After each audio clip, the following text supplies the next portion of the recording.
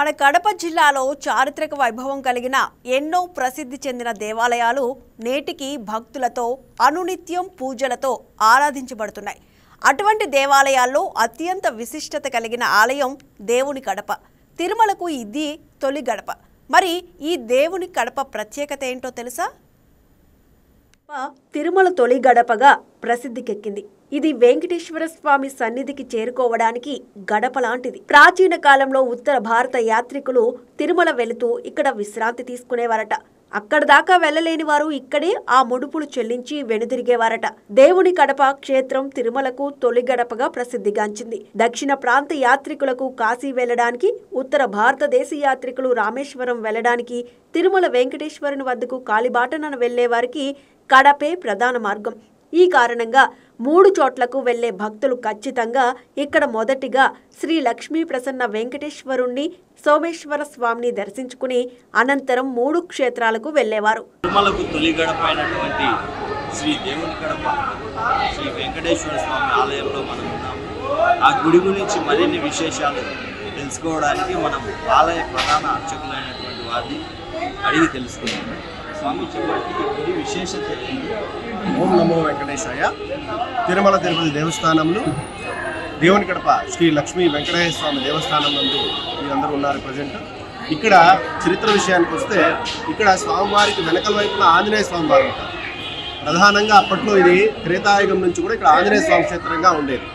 ఆంజనేయ స్వామి గురించి ఏంటి అని ఆలోచిస్తే, త్రేతాయుగంలో ఈ ప్రాంతాన్నంతా కూడా సహ్యాద్రి పర్వతాలను పిలిచేవాడు. ఇదంతా కూడా రావణాసుడు జయించిన రాజ్యాల్లో ఒక భాగం అని చెప్తారు.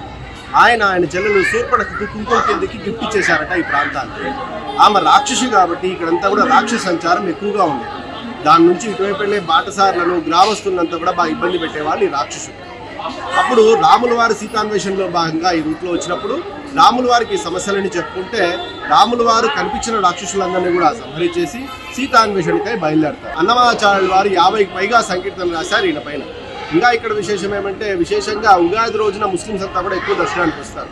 ఇంకా ఇక్కడ ప్రతి శుక్రవారం స్వామివారికి అభిషేకం కూడా జరుగుతుంది. ఇక్కడ ఈ టెంపుల్ పాంచరాత్ర ఆగమం ప్రకారము, వడహల్ సాంప్రదాయం ప్రకారము స్వామివారి కైంకర్యాలన్నీ కూడా జరగడం జరుగుతుంది. ఓం నమో వెంకటేశ్వర.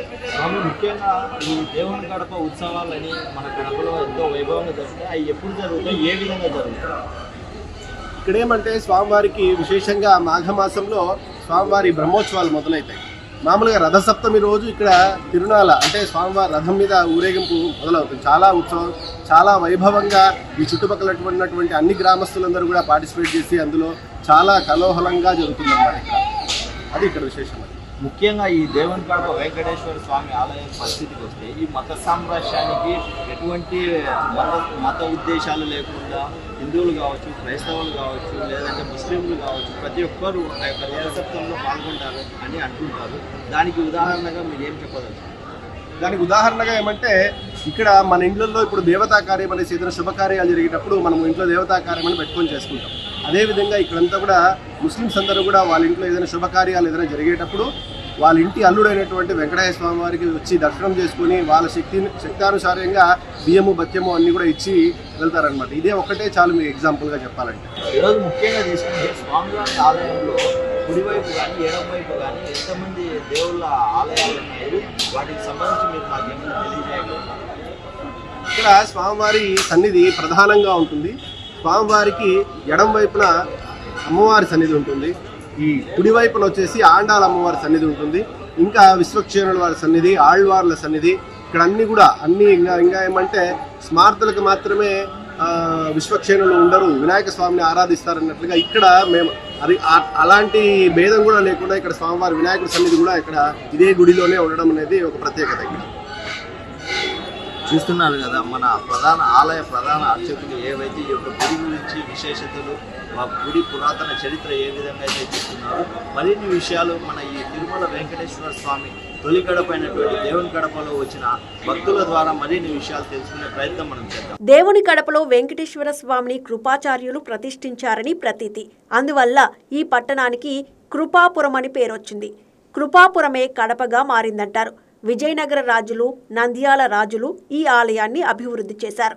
తాళ్లపాక అన్నమాచార్యుల వారు స్వామి గురించి 12 కీర్తనలు స్వరపరిచారు. దేవుని కడపలో వెలిసిన శ్రీ లక్ష్మీ ప్రసన్న వెంకటేశ్వరుని గుడిలో ఒక మందిరంలో ఎడమవైపు మందిరంలో శ్రీ మహాలక్ష్మి ఉన్నారు. ఇది హనుమ క్షేత్రం. ఇక్కడ ఉండే గణపతికి నిలువు నామాలు ఉండడం విశేషం. ఆలయ ప్రాంగణంలో ఆండాలమ్మ, విశ్వక్సేన వంటి ఉపాలయాలు ఉన్నాయి. ఇక్కడ కంచి తరహాలో ఆలయ మండప పైభాగంలో రాతి బల్లులు ఉండడం విశేషం. దేవుని కడపలో మరో విశిష్టత ఏంటంటే మత సామరస్యం. ఉగాది పర్వదినాన ముస్లిం భక్తులతో ఆలయం కిటకిటలాడుతుంది. రథసప్తమి రోజు స్వామి రథాన్ని లాగడంలో అందరూ పాల్గొంటారు. దేవుని కడపలో నిత్యం తిరుమల తరహాలోనే పూజాధికాలు జరుగుతాయి. మాఘశుద్ధ పాడ్యమి నుంచి సప్తమి వరకు బ్రహ్మోత్సవాలు జరుగుతాయి. రథసప్తమి నాడు జరిగే తేరు తిరునాళ్ల ప్రధాన ఆకర్షణగా ఉంది.